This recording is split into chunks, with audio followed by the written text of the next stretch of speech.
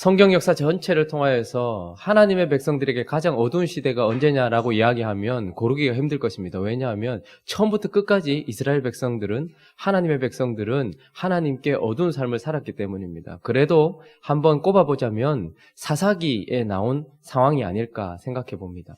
사사기에 나온 모든 이스라엘 백성들의 삶은 사실 끊임없이 하나님을 떠나고 하나님을 다시 찾았다가 하나님이 은혜를 주시면 다시 하나님을 버리는 반복되는, 그러나 계속해서 반복이라기보다는 점점 하나님과 더 멀어지는 형식으로 반복되는 가장 어두운 때다라고 말할 수 있을 것입니다. 그러나 그때마다 하나님께서 하나님이 왕으로 계심에도 불구하고 그들에게 왕으로 인정하지 않는 삶 때문에, 그때에 왕이 없으므로 라고 이야기하면서 하나님께서 연대기 순으로 쭉 사사들을 보내셔서 어두운 이스라엘 백성들의 삶을 밝히셨고 그들을 구원하신 이야기가 16장까지 펼쳐지면서 마지막 사사의 이야기, 삼손에 대한 이야기까지 이야기를 다 그쳐요.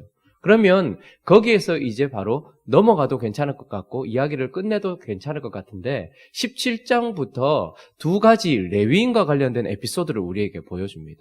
그러니까 어떻게 보면 16장까지 사사들의 이야기, 삼손까지의 이야기는 정사라고 할 수 있을 것 같고 야사처럼 두 개의 에피소드를 우리에게 보여주면서 특별히 레위인과 관련된 이야기를 보여줍니다.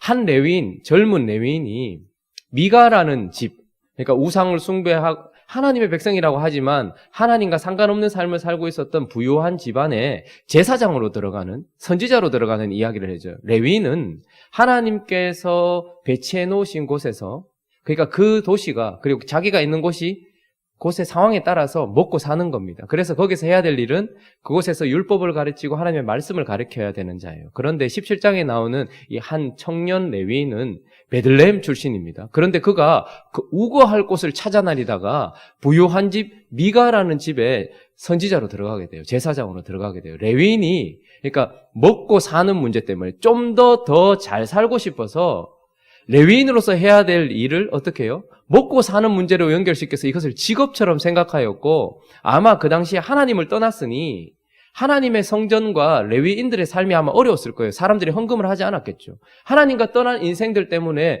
레위인들의 삶이 어려웠고, 그래서 좀 더 나은 삶을 살고자 하는 마음이 있었던 것 같아요. 그래서 지나가다 보니까 미가라는 사람이 집에 부요했는데 또 자기 개인 제사장을 찾는 거예요. 그래서 거기에서 에봇을 입고 드라빔을 들고 거기 세워진 신상 앞에서 예언을 하고 그 집안의 제사장, 어떻게 보면 목회자가 되어서 섬기고 있는 이야기가 나옵니다.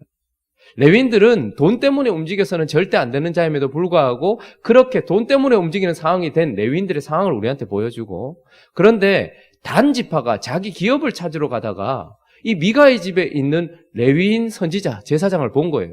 그래서 콜링을 해요. 야, 한 집안의 제사장이 낫겠냐, 한 지파의 제사장이 낫겠냐. 그렇게 해서 콜링을 했는데 또 사실 이제 먹고 사는 문제 때문이라고 하면 우리가 좀 이해해 줄 만하잖아요. 아, 저 목회자가 먹고 사는 게 힘들어가지고 그 지역을 떠나서 다른 데로 갔는데, 그래서 이제 미가의 집에서 풍성하게 먹고 살만 했어요. 그런데 한 지파가 이제 네가 우리 지파의 제사장이 되고 선지자가 되라라고 이야기하는 소리를 듣고 그가 또 옮기게 돼요. 임지를 옮기게 됩니다. 돈과 권력 때문에 움직이는 레위인. 그리고 또 다른 레위인의 이야기를 하는데, 그 레위인은 이야기가 탁 나오는데 레위인이라고 이야기하면서 사랑하는 첩이 도망간 이야기를 해요. 집을 나간 이야기를 해요. 그래서 그 레위인의 첩을 찾으러 갔다가 윤관을 당하고 어떻게 이스라엘 안에 이런 일들이 있을 수 있냐 하면서 그 자기의 첩에 시신을 12조각 내어서 지파들에게 보내고 그것 때문에 전쟁이 일어나는 이야기로 사사기가 끝이 나요. 레위인이 첩을 두면 됩니까? 안 됩니까?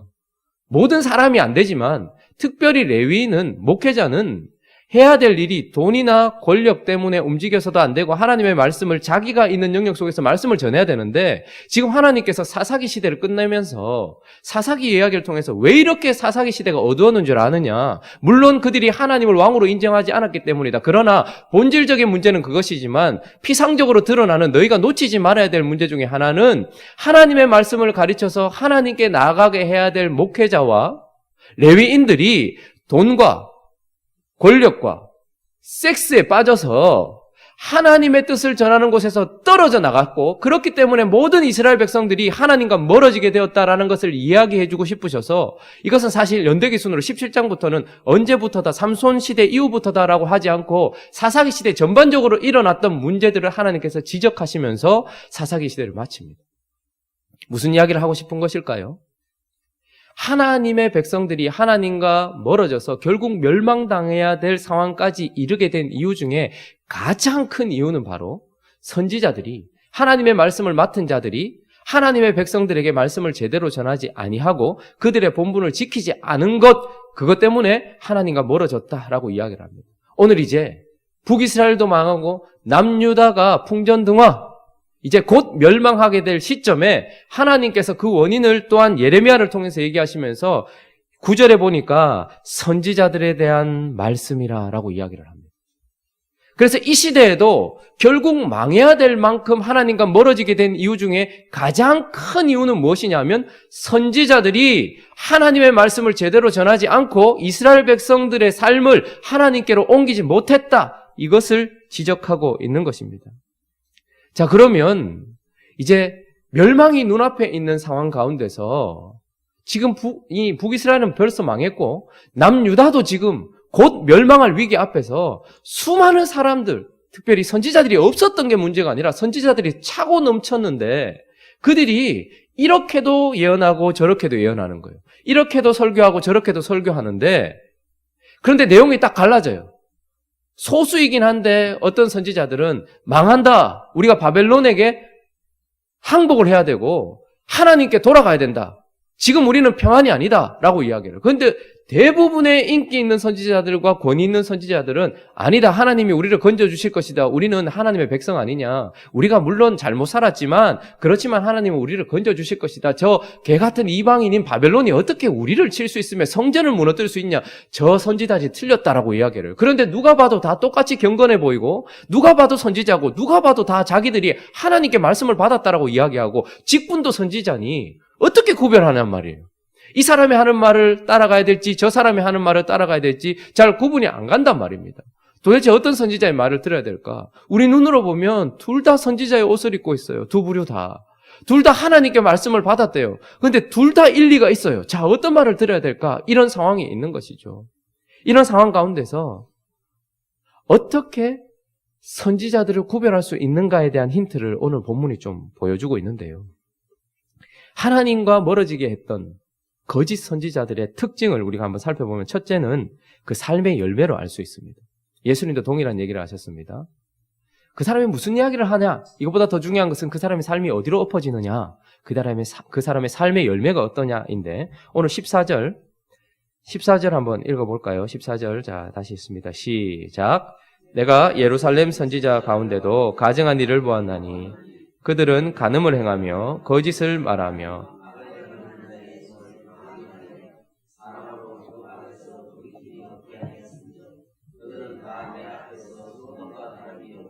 그 주민은 고모라와 다름이. 자, 예루살렘 선지자들 가운데 가증한 일을 보았는데 그들은 뭘 했대요? 간음을 행했고 또 뭘 말했대요? 거짓을 말했다. 자, 여러분, 우리의 보이지 않는 영적인 상태는 보이는 육적인 삶으로 드러나게 되어 있습니다.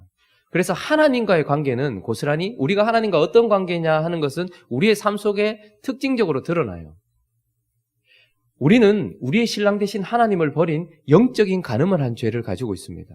그렇기 때문에 육적으로 나타나는 죄는 무엇일까요? 육신적인 간음으로 드러납니다. 이 세상에 가장 많은 죄가 뭘까요? 바로 간음입니다.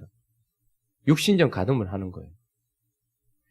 뭐 애인 하나 없다 이렇게 말하면 병신, 바보 취급당하는 세상이 지금입니다. 자기 배우자 말고 다른 대상과 성관계를 가져보지 않은 사람이 대부분 없을 정도로 왜 그럴까요? 왜 그렇게 간음이 심할까요? 당연한 것이죠. 우리가 영적으로 하나님과 간음한 세대를 살고 있고 하나님을 버린 세대를 살고 있기 때문에 당연히 그렇게 나오는 것입니다. 또 한 가지, 우리는 하나님께 진실하지 않습니다. 삶으로 말로 내 생각으로 하나님께 진실하지 않아요. 거짓돼요. 그러니까 가장 많이 또 나타나는 죄는 무엇일까요? 거짓입니다. 밥 먹듯이 하는 거예요. 그런데 오늘 이 예루살렘에 있는 선지자들의 모습이 보니까 뭐라고 얘기합니까? 그들은 간음을 행했다. 영적으로 하나님을 버리고 다른 신을 섬기고 자기 자신을 섬긴 간음. 그런데 이것이 고스란히 육체적인 간음으로도 드러나게 되어 있습니다. 그러니까 그 열매가 간음이다라고. 제가 충격적인 이야기를 들었는데 전문 직업종, 전문적인 직업인, 그러니까 뭐 예를 들어 교사, 뭐 교수, 뭐 이런 거 있죠. 그러니까 뭐 목사도 거기 포함이 돼요.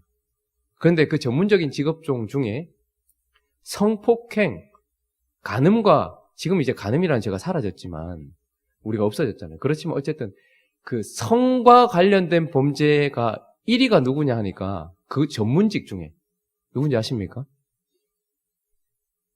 목사입니다. 이건 그냥 추측이 아니고요. 통계입니다. 전문 직업군 가운데 성과 관련된 간음을 가장 많이 저지른 직업군, 목사도 이제 거기에 넣는 거예요. 그런데 특별히 목사 이렇게 나와요. 1위입니다. 압도적 1위입니다. 그때나 지금이나 선지자들의 삶에 영적인 간음, 숨길 수 없는 육적인 모습으로 드러나는데 그들의 열매는 간음하는 열매로 드러났어요. 또 하나 거짓을 밥 먹듯이 하는 거예요.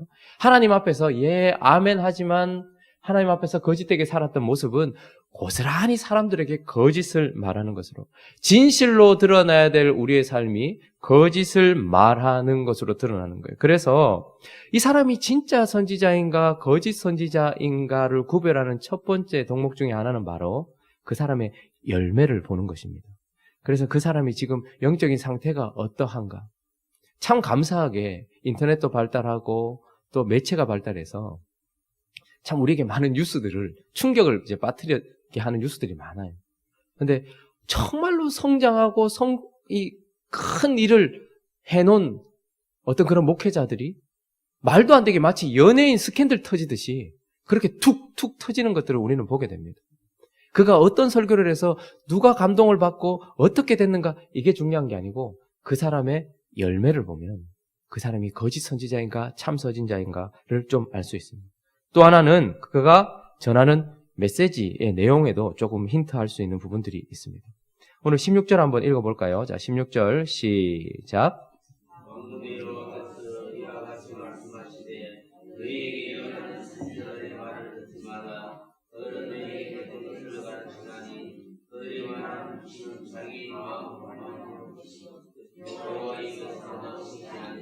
자, 둘 다 묵시를 전하고 있어요. 하나님의 말씀을 예언하고 설교했습니다. 그런데 그 거짓 선지자들의 말을 듣지 말라고 얘기합니다. 왜냐하면 여호와의 입에서 나온 것이 아니래요. 그러니까 한 번도 하나님께 듣고 시작한 게 아니고 자기 마음으로 말미암은 것이다 라고 이야기합니다. 그들의 메시지가 감동이 되어질 수는 있겠지만 여러분, 항상 사람으로부터 나왔다고 해서 악한 것은 아닙니다. 더러운 것은 아닙니다. 하나님을 믿지 않는 사람들이 써놓은 작품이나 드라마나 영화나 이런 것들이 우리에게 감동을 줄 수 있죠. 그러나 하나님의 선지자는 아무리 사람들이 감동을 받았다 할지라도 여호와의 입에서 나온 것이어야 하지 자기 마음에서부터 시작되어서는 안 된다라는 말입니다. 하늘로부터 시작되어야지 땅에서부터 시작되면 안 된다라는 것입니다. 하나님의 마음으로부터 시작되어야지 사람의 마음으로부터 시작되면 안 된다라는 거예요. 그래서 그들의 메시지의 특징은 자기의 마음으로부터 왔기 때문에 자기가 하고 싶은 이야기를 하는 거예요. 그래서 들어보면 거슬려요. 어떤 사람들의 이야기는 상당히 거슬립니다. 자기 자신만을 위한 이야기예요. 그런 수준 낮은 거짓 선지자들도 있습니다. 자기 입에서, 자기 마음에서 나온 이야기를 하기 때문에 아주 수준이 낮지만 어쨌든 자기 자신을 위한 메시지가 있어요.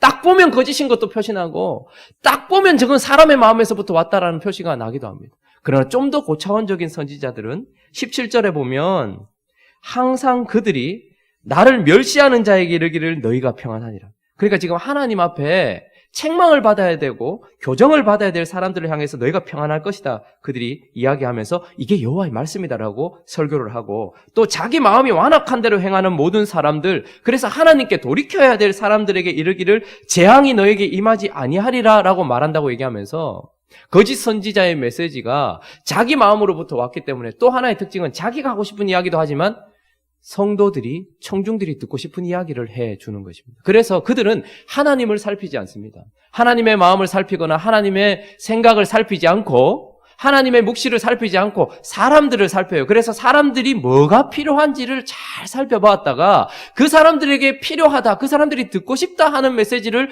전파해 주는 특징을 가지고 있습니다. 그러니까 수준 낮은 거짓 선지자들은 지하고 싶은 얘기를 하고, 그래도 좀 더 수준 높은 선지자들은 사람들이 듣고 싶은 얘기를 해주면서 거짓 메시지를 전하고 있다라고 얘기합니다. 그래서 이 거짓 선지자들의 결국은 하는 일이 무엇인가 하면 13절에 보면 내가 사마리아 선지자, 북이스라엘과 남유다로 나눠졌잖아요. 그래서 내가 사마리아 선지자, 사마리아는 북이스라엘을 상징할 때 쓰는 단어입니다. 가운데 뭐를 보았대요?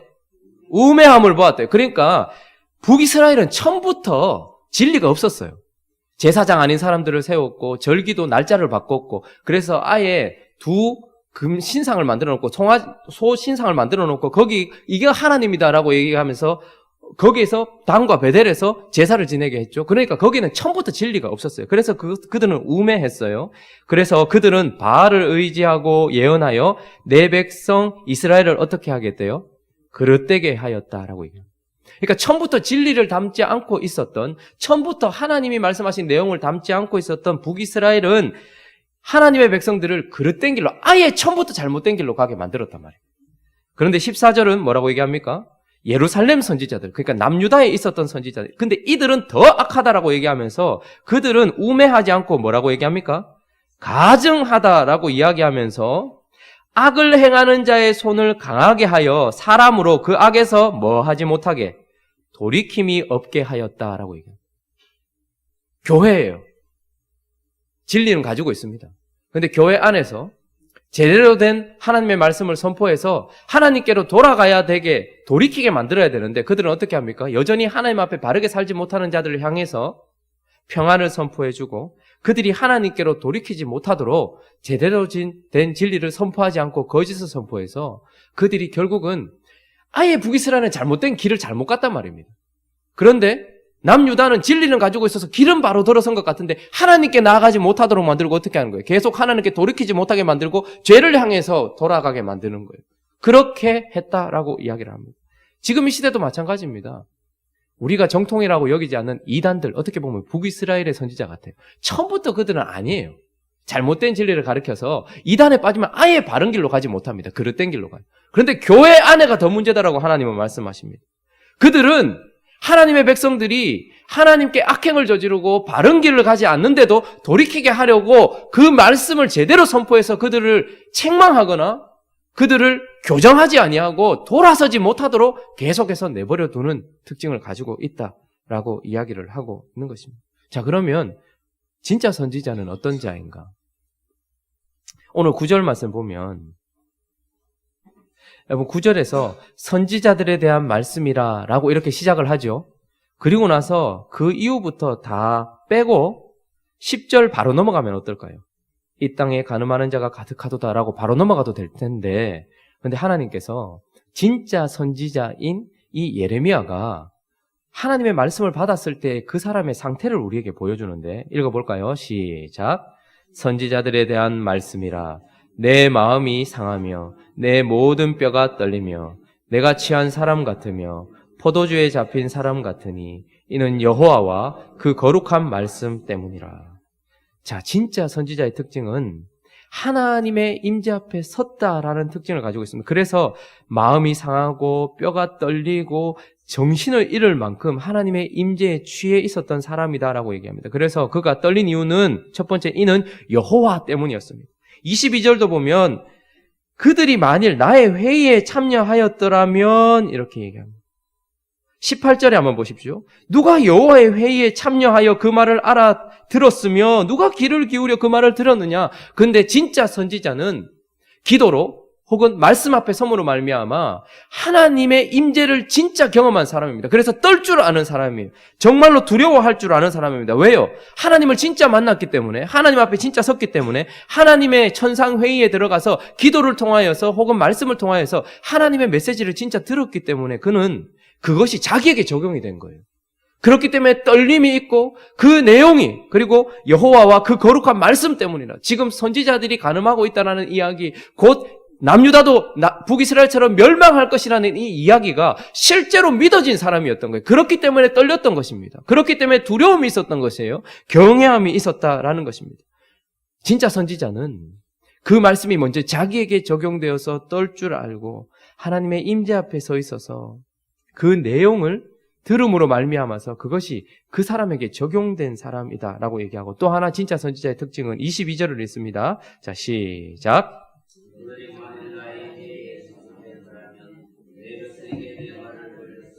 그들을 악한 길과 악한 행위에서 돌이키게. 진짜 선지자의 딱 한 가지 목적은 돈도 명예도 섹스도 평안도 취미생활을 더 하게 되는 것도 그런 것도 아니라 오직 한 가지, 하나님의 말씀을 들려주는 것이고, 그리고 들려주는데 목적이 있는 것이 아닙니다. 그래서 하나님의 말씀 들려줘서 또 인기 얻어서 또 잘못된 길을 가는 게 아니라 그들을 악한 길과 악한 행위에서 돌이키게 하는 것, 이것이 목적이 된 사람이어야 하는 것입니다. 그래서 내가 듣고 싶은 이야기가 아니라 내 삶이 하나님께 합당하지 않다면 누군가의 말이 거슬린다 할지라도 나를 돌이키게 하려고 하는 그 말이 진짜다 이 말입니다.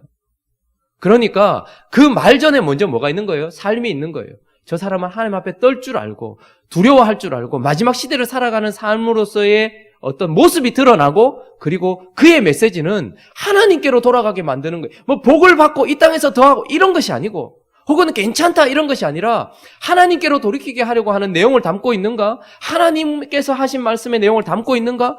그것이 진짜 선지자의 특징입니다. 자, 그 시대에 심판과 멸망이 눈앞에 있었던 그때에 두 부류의 선지자들이 말씀을 선포했고, 남유다의 사람들은 선택해야 했습니다. 돌을 들고 던지고 싶은 예레미야의 말을 들을 것인가? 아니면 권위 있고 인기 있고 평판이 좋은 이 선지자들의 말을 들을 것인가? 그것을 선택해야 했습니다. 우리도 얼마 남지 않은 이 땅의 멸망, 하나님의 심판을 앞두고 있는 이때에 수많은 선지자들이 서 있습니다.